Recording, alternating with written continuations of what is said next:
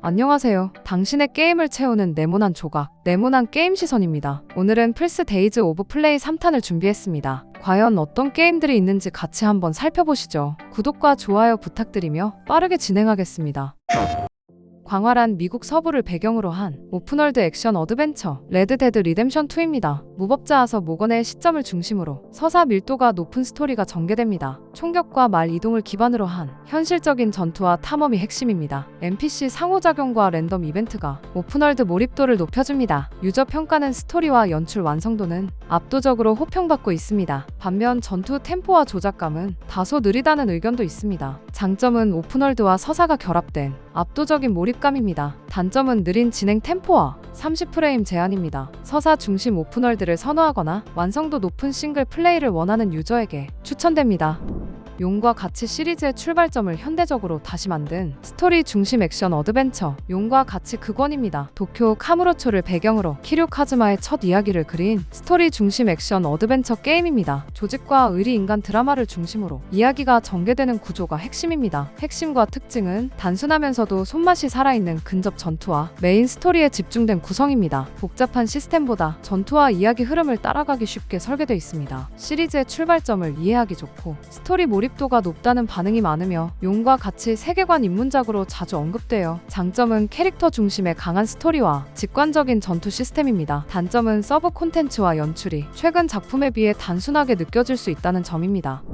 북유럽 신화를 배경으로 한 액션 어드벤처 갓 오브 워 라그나로크입니다. 크레토스와 아트레우스가 라그나로크 전쟁을 막기 위해 모험을 떠나는 이야기입니다. 도끼와 블레이드 무기를 활용한 묵직한 근접 액션 전투가 핵심입니다. 퍼즐 탐험과 다양한 보스전이 스토리 진행과 함께 이어집니다. 유저 평가는 뛰어난 스토리 연출과 완성도 높은 전투에 대해 매우 긍정적인 편입니다. PSO 기준 60프레임 중심으로 구동된다고 합니다. 장점은 압도적인 스토리 연출과 완성도 높은 액션 전투입니다. 단점은 퍼즐 구간이 다소 잦아 액션만 원하는 유저에게는 호불호가 있을 수 있습니다. 스토리 중심 액드벤처를 좋아하는 유저에게 추천됩니다.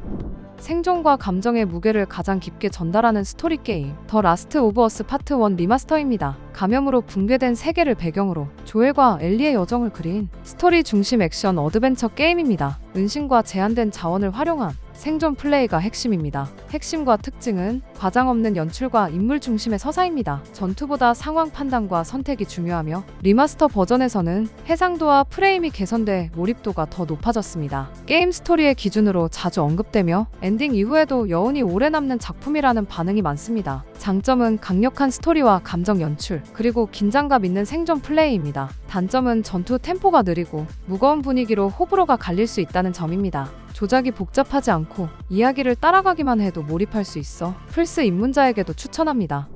괴물 사냥꾼 게롤트가 실종된 시리를 찾아 나서는 어둡고 성숙한 판타지 세계를 그린 오픈월드 RPG입니다. 광대한 지역을 자유롭게 탐험하며 선택에 따라 스토리와 결말이 달라지는 구조가 핵심이고 서브 퀘스트 하나하나도 완성도가 높은 편입니다. 검술과 마법을 섞은 전투는 준비와 판단이 중요하고 포션과 오일을 활용한 사전 준비가 난이도를 좌우합니다. 방대한 분량과 깊이 있는 서사, 선택의 무게가 느껴지는 퀘스트 구성이 큰 장점입니다. 반면 초반 진입 장벽이 있고 전투 템포가 느리게 느껴질 수 있습니다. 서사 중심의 RPG를 좋아하고 한 세계에 오래 몰입하는 플레이를 선호하는 분께 추천합니다.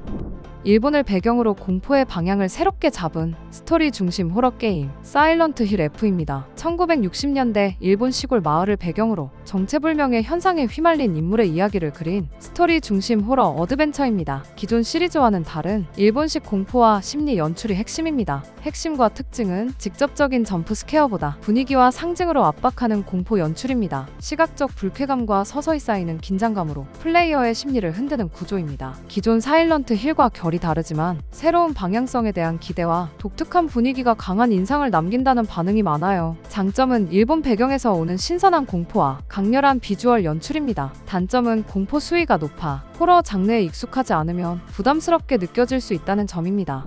심리적 공포를 전면에 내세운 서바이벌 호러 게임 사일런트 힐2입니다. 안개로 뒤덮인 마을에서 주인공의 내면을 따라가는 스토리 중심 구조가 특징입니다. 전투보다는 탐색과 분위기 연출에 집중한 서바이벌 호러 플레이입니다. 상징적인 연출과 심리 묘사가 강하게 작용해 긴장감을 유지합니다. 유저 평가는 스토리와 분위기 완성도에 대한 반응이 매우 좋은 편입니다. 반면 느린 전개와 전투 비중이 낮은 구조는 호불호가 갈립니다. 플스5 기준 성능은 60프레임을 목표로 동작하며 전반적인 플레이에서 프레임 저하는 크지 않습니다. 스토리 중심의 심리 공포를 선호하는 유저에게 추천됩니다.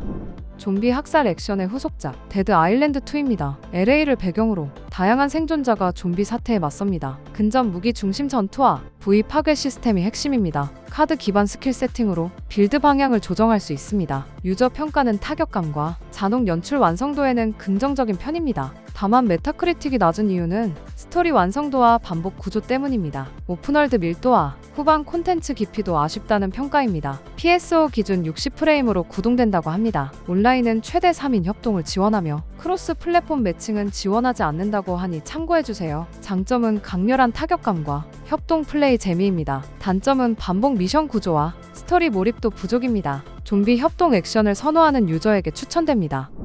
두 명의 스파이더맨을 동시에 다루는 스토리 중심 히어로 액션 게임 마블 스파이더맨 2입니다. 피터 파커와 마일즈 모랄레스를 번갈아 플레이하며 뉴욕을 지키는 이야기를 그린 오픈월드 액션 어드벤처입니다. 두 주인공의 서사와 갈등이 하나의 이야기로 이어지는 구조가 핵심입니다. 핵심과 특징은 더 빠르고 자유로워진 웹 이동과 전투입니다. 캐릭터별 고유 스킬과 전투 스타일이 구분돼 상황에 따라 플레이 감각이 달라집니다. 전작보다 액션과 연출이 확실히 강화됐고 히어로 게임 중에서도 완성도가 매우 높다는 반응이 많아요. 장점은 속도가 믿는 이동과 전투, 그리고 몰입감 높은 스토리 전개입니다. 단점은 오픈월드 콘텐츠가 일부 반복적으로 느껴질 수 있다는 점입니다. 연결과 이동의 의미를 한층 확장한 스토리 중심 어드벤처 데스 스트랜딩 2입니다. 전작 이후의 세계를 배경으로 샘의 새로운 여정을 그린 스토리 중심 어드벤처 게임입니다. 전투보다 이동과 선택을 중심으로 세계를 다시 잇는 구조가 핵심입니다. 핵심과 특징은 전작보다 확장된 이동 시스템과 환경 변화입니다. 지형과 날씨 위험 요소가 다양해졌고 장비 선택과 루트 판단의 중요도가 더 높아졌습니다. 여전히 호불호는 갈리지만 세계관 몰입도와 연출 완성도는 확실히 강화됐다는 반응이 많아요. 장점은 독창적인 게임 구조와 강한 메시지를 담은 스토리, 그리고 압도적인 분위기 연출입니다. 단점은 전투 비중이 낮고 진행 템포가 느리게 느껴질 수 있다는 점입니다. 은하 전역에서 벌어지는 협동 중심 TPS 액션 게임 헬다이버즈 2입니다. 소규모 분대가 투입돼 임무를 수행하는 구조가 핵심입니다. 아군 오사까지 허용되는 하드코어 협동 플레이가 특징입니다. 전략 무기 호출과 역할 분담이 전투 흐름을 좌우합니다. 임무 난이도가 올라갈수록 팀워크와 상황 판단이 중요해집니다. 유저 평가는 협동 플레이의 재미와 전투 긴장감에 대한 반응이 좋습니다. 반면 반복되는 임무 구조는 호불호가 갈리는 편입니다. 플스5 기준 성능은 60프레임을 목표로 비교적 안정적이며 대규모 전투 상황에서는 일부 프레임 하락이 체감됩니다. 온라인 매칭은 필수이며 최대 4인 협동 플레이를 지원합니다. 친구와 함께하는 협동 슈터를 좋아하는 유저에게 추천됩니다. 일본식 공포 어드벤처 리메이크 제로 붉은 나비 리메이크입니다. 카메라로 귀신을 찍어 퇴치하는 시리즈 특유의 시스템을 기반으로 탐험과 퍼즐 중심의 클래식 호러 구조를 유지한 작품입니다. 리메이크로 그래픽과 연출이 현대 기준으로 개선된 것이 특징입니다. 장점은 강력한 공포 분위기와 독특한 카메라 전투 시스템입니다. 스토리와 연출 완성도는 지금도 높은 평가를 받습니다. 단점은 불편한 조작과 느린 진행 템포입니다. 클래식 공포 감성을 좋아하는 유저에게 추천됩니다.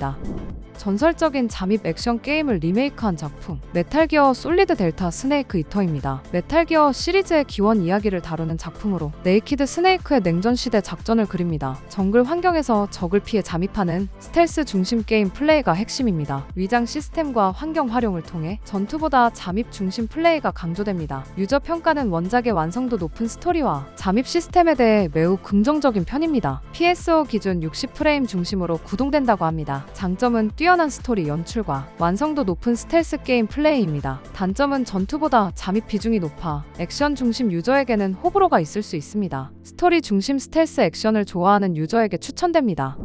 이번 영상은 카탈로그 포함 리스트가 많아 다소 아쉬울 수 있지만 그래도 소장 가치가 있는 게임들을 중심으로 모아봤어요. 마음에 드는 게임은 찾으셨을까요? 여러분은 어떤 게임을 구매하셨을까요? 자유롭게 댓글로 공유해봐요. 건강한 게임 라이프를 즐기시길 바랍니다. 시청해주셔서 감사합니다. 오늘은 어제보다 더 행복한 하루가 되시길 바랍니다.